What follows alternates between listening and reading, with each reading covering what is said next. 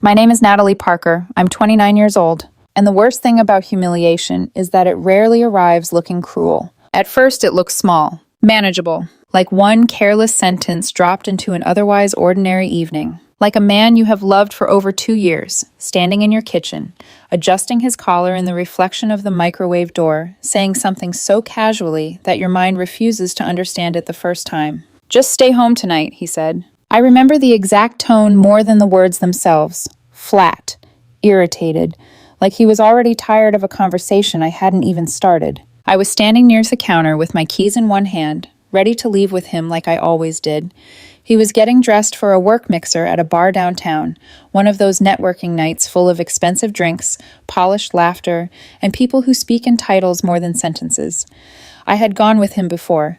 I had smiled when appropriate, stood politely through conversations that had nothing to do with me, and gone home pretending I didn't notice how differently he spoke around certain people. That night, he barely looked at me when he said it. "Don't come," he added, straightening his jacket.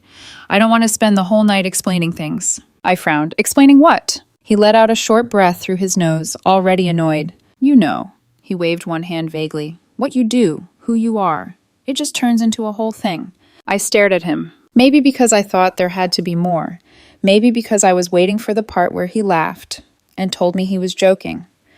Maybe because some part of me still believed people who love you hear themselves before they wound you. But he didn't laugh. He checked his watch. Then he said the line that split something open in me. "I'm just being honest, Natalie. I'd be embarrassed introducing you as my girlfriend tonight." Embarrassed. Not tired. Not stressed. Not overwhelmed. Embarrassed. The word did not hit like a slap. It hit colder than that. It slid into me quietly, then stayed there. I asked very carefully, "Embarrassed by what?"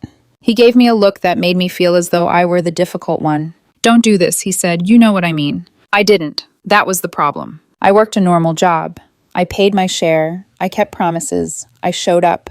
I listened when he had bad days, celebrated him when he had good ones, and rearranged myself in 100 tiny ways so the relationship would feel easier for him to carry. But suddenly I was something that needed to be managed, something that might lower the temperature of the room, something he did not want associated with his image. He picked up his phone and glanced at it while I stood there, still holding my keys like an idiot. Then, because silence seemed to inconvenience him, he said, "It's just tonight. Be supportive for once."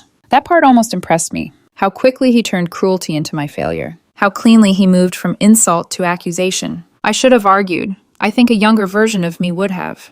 She would have cried, demanded an explanation, asked him how long he had felt that way, offered him the chance to correct himself. Instead, I went very still, because in that moment, something happened that I still struggle to describe. It was not rage. It was not heartbreak. It was clarity, a quiet internal click, like a lock turning, like a door closing somewhere deep inside me. I nodded once and said, "I understand."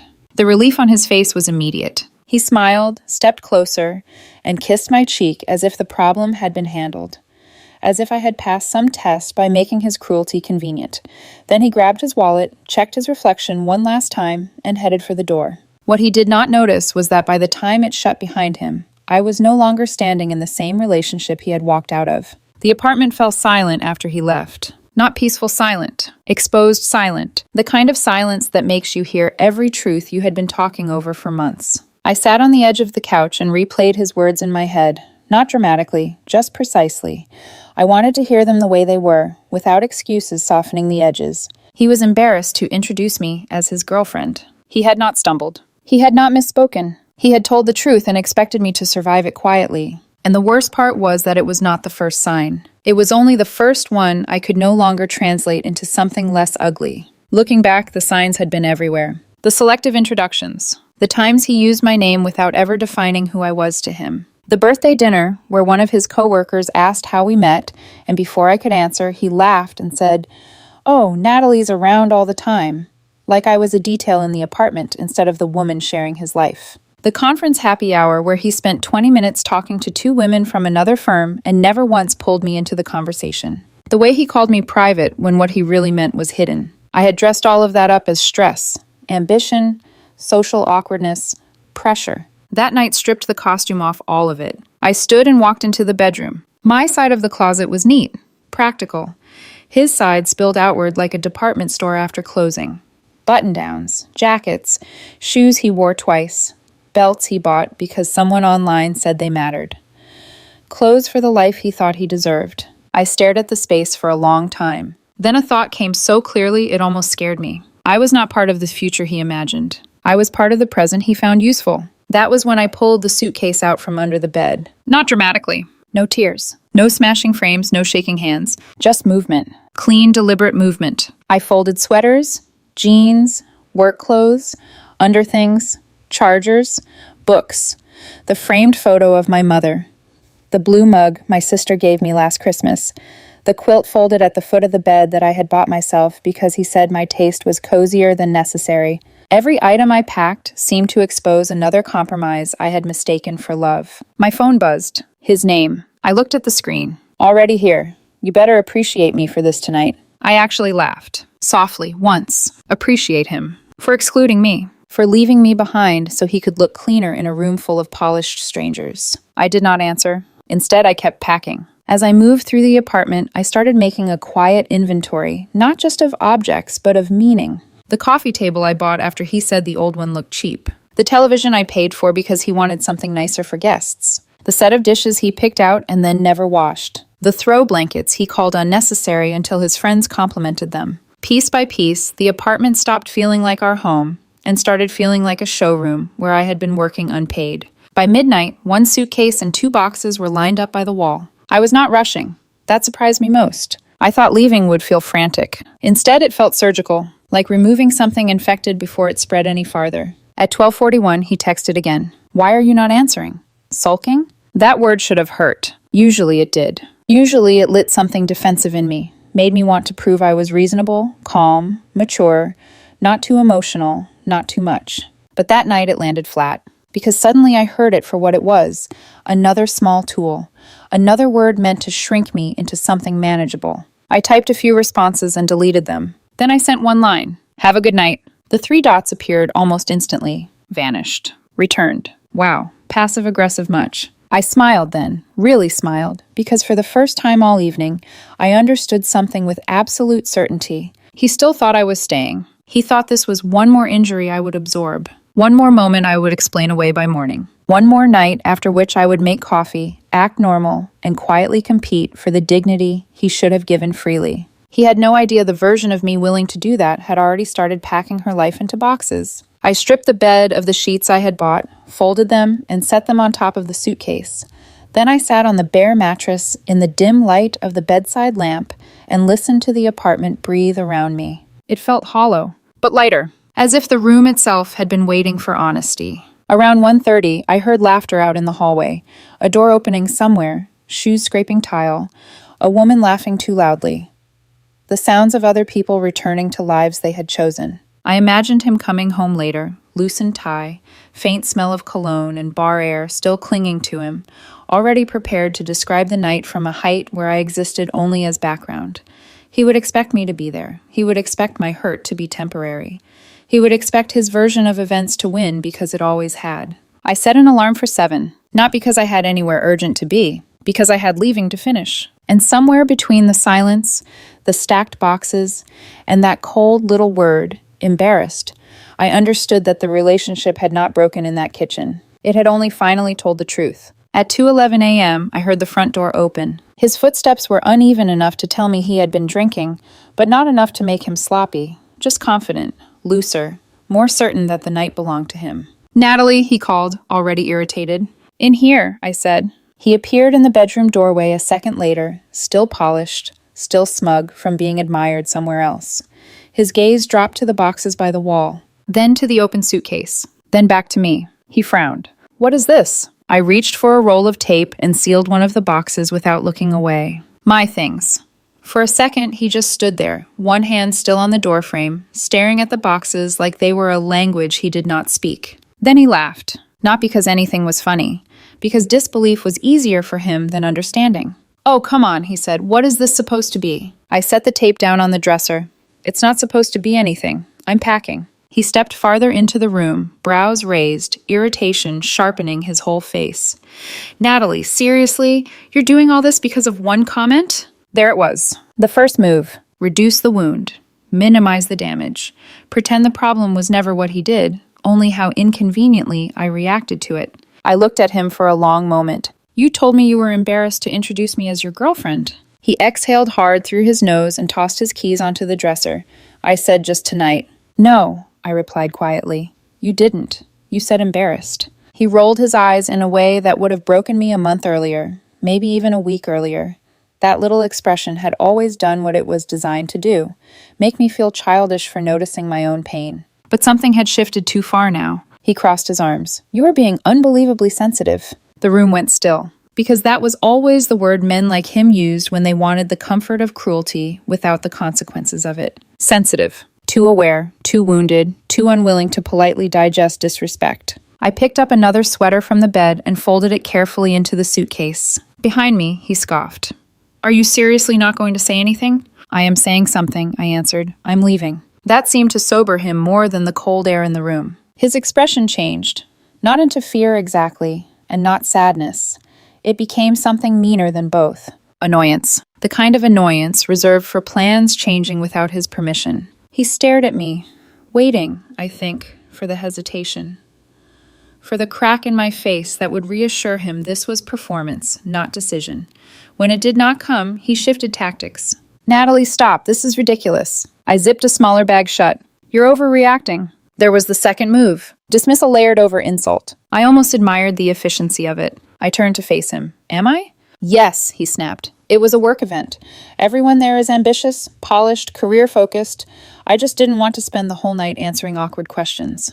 About what? He threw his hands up. About us. About you. About what you do. About why you don't fit into that kind of room. For a moment, neither of us moved, because that was the first time he had said it that plainly. Not embarrassed in general. Embarrassed specifically by the fact that I did not make him look the way he wanted to look. He saw something change in my face then. I know he did, because his own expression flickered, just for a second, with the realization that he had gone too far. But instead of apologizing, he doubled down. You know what? He said. Forget it. If you want to make this dramatic, fine. Be dramatic. I nodded once. I'm not being dramatic. I reached for the box cutter and collapsed an empty carton on the floor. I'm being clear. That seemed to hit him somewhere he did not expect. He shifted his weight, jaw tightening. So that's it? He asked. 2 years, and you're just going to walk out because I didn't want you at one event? I looked at him and thought about everything that sentence left out. The selective introductions, the careful exclusions, the jokes at my expense disguised as honesty, the way I was always expected to understand his pressure, his moods, his image, his ambition, while mine were treated like clutter. No, I said calmly, I'm leaving because this wasn't one event. It was the first time you stopped pretending.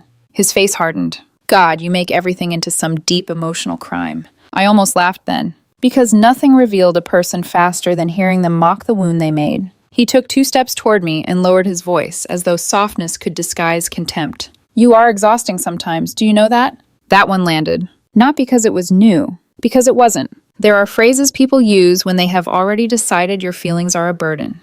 Exhausting. Too much.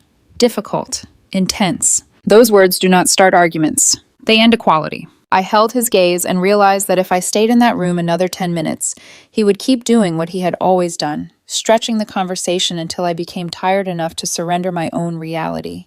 So I picked up one of the sealed boxes and moved around him toward the hall. He turned sharply. What are you doing? Taking this to the car. You are not actually leaving tonight. I paused near the bedroom door and looked back at him. Yes, I said, I am. He stared at me, then barked out a laugh so sharp it barely sounded human. Where are you even going? Somewhere I don't have to shrink, I said. That shut him up. Not because it softened him, because it was true, and truth always made him angrier than accusation. His voice came back a second later, colder now. You really think anyone else is going to put up with this? I shifted the box in my arms. This? This constant need to make everything about your feelings, to turn one bad night into a personality trait. I should have been devastated. Instead, I felt almost detached, as if I were standing outside the scene watching 2 people finally say what had been living underneath them all along. Maybe that was the mercy of clarity. When the lie dies, grief gets cleaner. I carried the box to the front door and set it down beside the suitcase.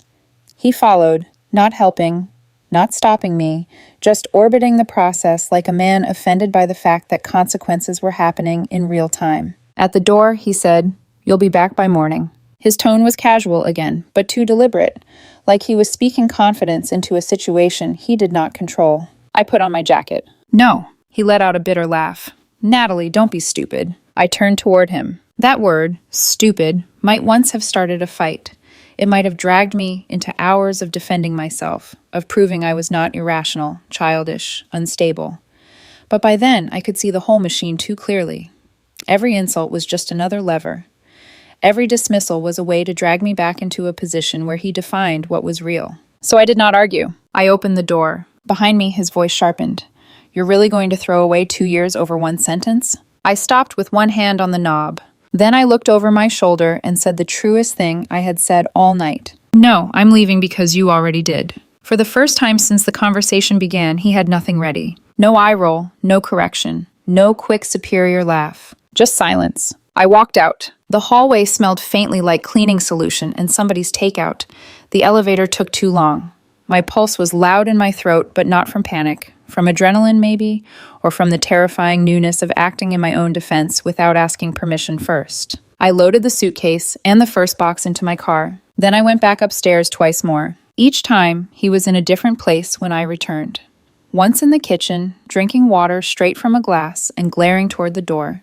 Once on the couch, scrolling his phone with the furious stillness of someone texting other people before dealing with himself. Once standing in the middle of the living room, like the apartment had betrayed him by changing shape. He did not help. He did not apologize. He did not ask if I was safe. And that, maybe more than anything, quieted the last part of me still looking for a reason to doubt myself. By the time I drove away, it was after 3 a.m. The city looked wrong at that hour, too empty for all the noise it held during the day. Traffic lights kept changing for almost no one. Neon signs hummed over gas stations and closed diners.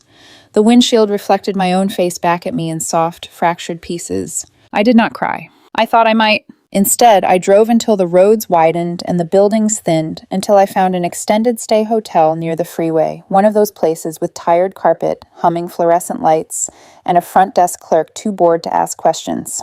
The room smelled like detergent and old air conditioning. It was ugly. It was perfect. I carried in the suitcase, locked the door, and stood in the middle of the room for a full minute, just breathing. No performance, no careful tone management, no one waiting for me to behave correctly enough to deserve tenderness. Just stillness. I showered in lukewarm water, changed into an oversized t-shirt, and sat on the edge of the unfamiliar bed with my phone face down beside me. At 7:06 a.m. it began vibrating. Once, twice, then over and over, like panic had finally reached him now that inconvenience had become reality. I let it ring. There were texts, too. "Where are you? Are you seriously still doing this? Natalie, answer me." I got coffee from the terrible machine in the lobby and drank it anyway. At 8:12, he called again. This time I answered. He did not say hello. "What the hell is wrong with you?" he snapped. I held the paper cup in both hands and looked out through the cheap curtains at the freeway beyond the parking lot. "You embarrass me," he continued before I could respond. "Do you have any idea how insane this looks?" That almost made me laugh. Not because it was funny, because it was so perfectly him. Not "where are you?" Not "are you okay?" Not "I'm sorry. You embarrass me." I said nothing. He took my silence as permission to keep going. "I came home and half your stuff was gone," he said. What was I supposed to think? I leaned my shoulder against the window frame. "I don't know," I said at last. Maybe exactly what it meant. He went quiet for half a beat. Then his voice changed, less explosive now, more controlled. "Okay, fine, you're upset, I get that. But this is dramatic. Come home and let's talk like adults." That tone used to work on me. Measured, patient, almost reasonable. The tone a person uses when they want credit for maturity while rewriting the thing that happened. "We already talked," I said. "You told me you were embarrassed to introduce me as your girlfriend. That told me everything." "That is not what I meant," he said quickly. "It's what you said. You're twisting it. I'm taking it exactly the way you gave it to me." He exhaled hard, frustrated now that the old doors were not opening. "You are throwing away stability for pride." Stability. As if I were a tenant walking out on a good lease. As if being quietly diminished counted as a secure life because the rent was paid and the bed was shared. "I'm not throwing anything away," I said. "I'm removing myself from something I don't belong in." His patience broke. "You are not special, Natalie," he said, and the coldness in his voice turned the motel room even quieter. "Do you really think women like you are hard to replace?" There it was, the stripped version, the truth without the blazer on. I closed my eyes for 1 second, not from pain, but from confirmation. Because once someone says a thing like that, you no longer have to wonder whether you misunderstood the smaller cruelties. You didn't. They were all pieces of the same truth. I opened my eyes and said very softly, "Then you won't have to." He went silent. I ended the call before he could recover. Around noon, I drove back to the apartment while he was at work. The place was still, brighter in daylight, more impersonal. I moved through it with the same calm I had found during the night before, gathering the last of my clothes, my books, the bathroom things, the small pieces that had been scattered into his life until they barely looked like mine anymore. I took the frame print above the desk because I bought it. I took the kitchen mixer because it was mine before him. I took the gray blanket folded over the couch arm because I had chosen it, washed it, and wrapped myself in it through every silent resentment that apartment held. His things remained untouched. I was not interested in revenge, only truth. When I was finished, I placed my key on the counter. Then I tore a page from the back of an old notebook and wrote 4 lines. No insults, no long explanation, no emotional essay he could skim for weak spots, just the cleanest version of reality. You told me you were embarrassed to introduce me as your girlfriend. You don't have to be embarrassed anymore. I set the note on the fridge under a magnet he once brought back from a work trip and stood there for a moment, looking at the kitchen where it had all turned. The microwave door still reflected the room. The counters were clean. The air smelled faintly like detergent and stale coffee. Ordinary. That was what made it so brutal. Lives do not always collapse with sirens. Sometimes they end beside a fruit bowl and a drying rack. I left without looking back again. At 6:18 p.m., my phone lit up. Then again. Then again. By the 4th call, a text came through. What is this? What the hell is this note? I pictured him standing in the kitchen, jacket half off, scanning the apartment like the missing parts might explain themselves if he looked hard enough. My book's gone. My shoes gone. My coat no longer by the door. My side of the closet emptied out so completely it probably looked like a lie had been peeled away. He called again. This time I answered. Are you serious? He demanded. Yes. You left a note? I did. He laughed sharply. What is this, some kind of performance? No, I said. It's clarity. You blindsided me. The audacity of that sentence was so clean it almost deserved admiration. I blindsided you? I repeated. Yes, normal people talk through things. I tried. You packed your stuff and vanished. I moved out, I corrected. That's not vanishing. He was breathing hard now, and I could hear him pacing. You are acting like I cheated on you. No, I said. I'm acting like you were ashamed of me. I was not ashamed of you. You said you were embarrassed to introduce me as your girlfriend. That is not the same thing. I let the silence sit there long enough to expose how absurd he sounded. Then I said, it is exactly the same thing. His voice dropped lower, meaner. You are ruining this over ego. I leaned back against the motel headboard and stared at the wall. No, I said. I'm ending it because you don't respect me. He gave a short, bitter laugh. Respect, he said. You really think this makes you look strong? I waited a beat, then answered with the only truth that mattered. I think leaving makes me look honest. He did not speak right away. When he did, something had shifted, not into remorse, into uncertainty. So that's it? That's it. You're really not coming back. I looked around the room, the cheap lamp, the ugly curtains, the suitcase still half open on the chair. Nothing about it was glamorous. Nothing about it fit the kind of life he wanted displayed. And yet my chest felt looser there than it had in our apartment for months. No, I said. His next words came quieter. You'll regret this. Maybe he believed that. Maybe people like him have to. Because the alternative, that someone could leave them and breathe easier, would require a level of self-confrontation they are rarely willing to survive. Maybe, I said, but I'd rather regret leaving than regret staying. He hung up. I sat there with the dead phone in my hand, waiting for the crash I had been promised by every story people tell about endings. The shaking, the doubt, the desperate urge to take it back. It did not come. What came instead was stranger. Relief. Not joy. Not victory. Just relief so deep it almost felt like grief in reverse. As though some invisible pressure had been pressing down on me for years. And now, finally, it was gone. Outside, a truck changed gears on the freeway. Inside, the room stayed still. And for the first time in longer than I wanted to admit, I was not trying to prove I deserved to be seen. The first few days felt quiet. Not the fragile kind of quiet that makes you check your phone every 5 minutes.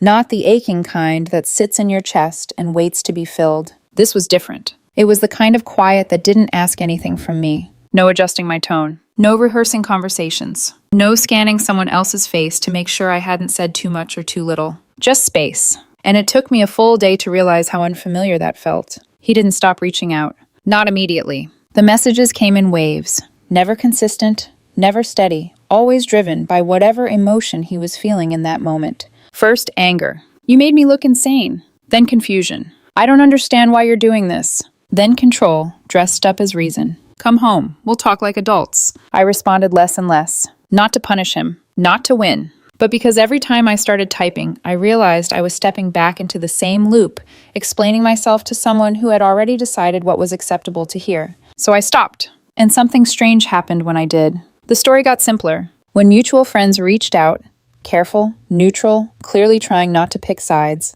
I didn't give them a long explanation. I didn't list every moment I had swallowed discomfort to keep things smooth.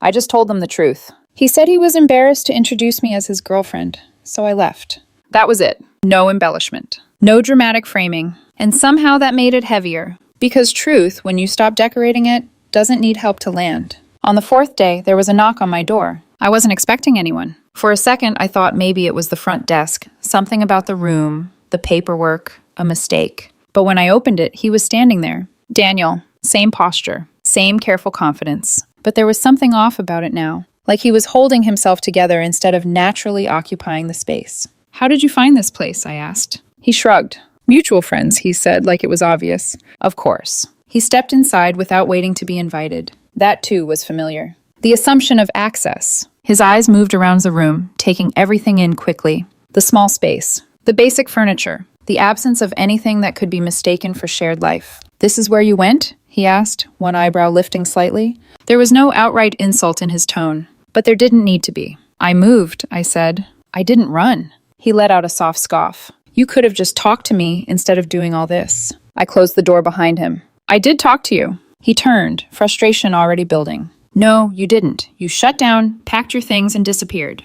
I told you what bothered me. You made it into something bigger than it was.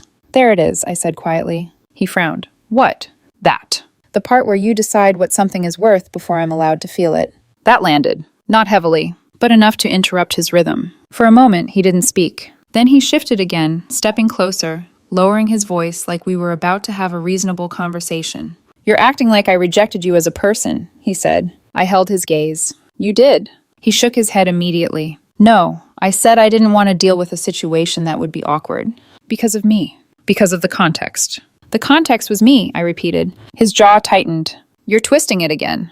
I'm not twisting anything, I said. I'm just not translating it for you anymore. That was the difference. And I think he felt it. Because for the first time since I'd known him, he wasn't arguing with a version of me that was trying to meet him halfway. He was standing in front of someone who had already stepped out of the negotiation. You really think you're better off like this? He asked. His tone wasn't mocking this time. It was searching. I didn't answer right away. I looked around the room instead. At the small dresser, at the suitcase tucked neatly into the corner, at the absence of clutter that wasn't mine, at the quiet that didn't come with tension underneath it. Then I looked back at him. I already am. That changed something. Not in me, in him. Because confidence is easy when you assume the other person will eventually fold. It's much harder when they don't. He stood there for a second longer, like he was waiting for me to soften it, to add something, to make it less final. I didn't. He exhaled sharply and ran a hand through his hair. So that's it, he said. That's it. He nodded once, slowly. Not acceptance. Recognition.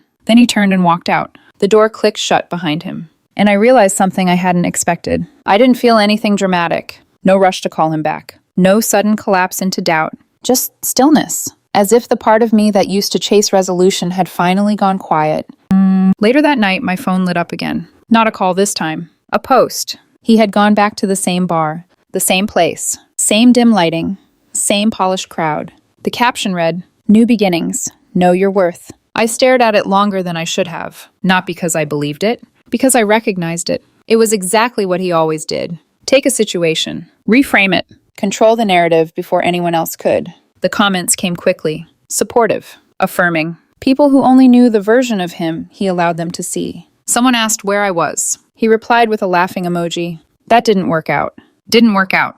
Like a project. Like a trial run. Like something that had failed to meet expectations. I felt something then. Not anger. Not jealousy. Disappointment. Not in him. In myself. For how long I had accepted being something optional in someone else's story. My phone buzzed again. A message from him. I didn't mean it like that. You're twisting everything. I didn't respond right away. I let the silence sit, not as punishment, as clarity. Then I typed, "You said you were embarrassed to introduce me as your girlfriend." A pause. Then, "You're being literal instead of understanding context." I stared at that for a long moment, then replied, "The context was you didn't want me there." Another pause. Longer this time. Then, "I just needed space to be myself." That one almost worked. Almost. Because it sounded reasonable, soft, justifiable. But when I read it again, I understood what it really meant. He needed space to be someone I didn't fit into. So I typed. Then you got it. The typing dots appeared, disappeared, returned. Then finally, "You're really not coming back, are you?" I looked around the room again, at the life I had started rebuilding in small, quiet pieces, at the absence of that constant, low-level feeling of being tolerated. "No," I typed. "I already left." He didn't respond. And for the first time since everything had started, I knew he wasn't regrouping. He wasn't preparing a better argument. He wasn't waiting for the right tone. He was realizing something he hadn't believed was possible. That I meant it. That I had actually chosen myself. 3 weeks later, I saw him again. By accident. A grocery store. Tuesday night. The frozen food aisle. It was so ordinary it almost felt unreal. Like the universe had picked the least dramatic setting possible for something that once would have shattered me. He looked the same. Maybe sharper. More put together. Like he had doubled down on the version of himself that had always mattered most. When our eyes met, he froze for half a second, then recovered. "Natalie," he said, forcing a smile.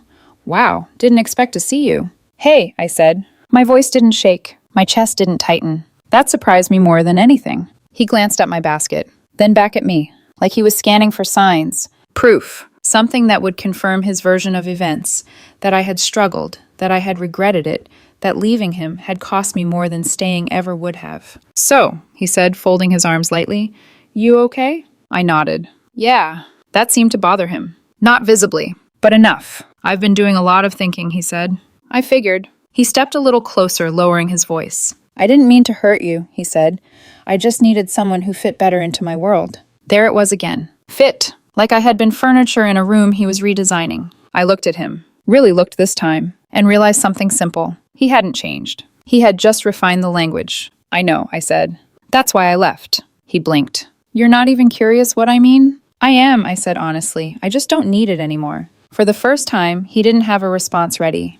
For a moment, he just stood there. Not defensive. Not sharp. Just paused. Like someone who had reached the end of a script and realized there were no more lines written for him. "You've changed," he said finally. There was no accusation in it. No softness either. Just observation. I shook my head slightly. "No," I said. "I just stopped adjusting." That landed. I could see it in the way his jaw tightened, in the way his eyes shifted, like he was trying to decide whether to argue with it or let it pass. "So this is it?" he asked. "You're just gone?" I thought about the apartment, the kitchen, the microwave door reflecting a version of me that kept waiting for him to choose me out loud. I thought about the note on the fridge, the empty closet, the silence he had walked into. "I didn't disappear," I said gently. "You just didn't want to introduce me." That was the closest thing to an answer he was going to get. Something flickered across his face then. Not regret exactly. Something smaller. Something sharper. Recognition. But not enough to undo anything. Not enough to change what had already been revealed. He nodded once. "Take care, Natalie." "You too," I said. And that was it. No dramatic ending. No apology. No sudden realization that rewrote the past. Just two people standing in a grocery store aisle, separated not by distance, but by clarity. I turned and walked away. And for the first time since I had met him, I didn't feel smaller doing it. I felt steady. A month later, my life looked quieter from the outside. Smaller apartment. Fewer things. No one asking where I was going, what I was wearing, or whether I fit into a version of the world that was never mine to begin with. But inside, it felt different. Not empty. Not lacking. Just calm. The kind of calm that doesn't come from everything being perfect. It comes from nothing inside you having to hide. I unpacked the last box I had been avoiding one night. At the bottom, there was an old photo. The two of us. Early days. He was laughing. I was looking at him like he was the only person in the room. I sat there for a long time, staring at it. Not sad. Not angry. Just aware of how much I had given. Of how quietly I had made myself smaller to make space for him to feel bigger. Of how long I had mistaken endurance for love. I set the photo aside. Not torn. Not destroyed. Just finished. People asked me later if I regretted how I left, if I should have talked more, Explain more. Stayed longer, because 2 years sounds like something that deserves a softer ending. A longer conversation, a better goodbye. And maybe from the outside it does. But here's what I learned. When someone tells you they are embarrassed to introduce you as their partner, the conversation is already over. They've said the quiet part out loud. They've shown you exactly where you stand in the version of their life they care about most. Everything after that is just negotiation. And love isn't supposed to be negotiated like that. I didn't leave to punish him. I didn't leave to prove a point. I didn't leave because I thought I could find something better immediately. I left because staying would have required me to disappear slowly and call that stability. And I wasn't willing to do that anymore. So I packed. Quietly. Carefully. Completely. And when he came home to an empty apartment and a note that said he didn't have to be embarrassed anymore, it wasn't revenge. It was alignment. He got the life he wanted. One where I wasn't standing beside him. And I finally got one where I didn't have to wonder why.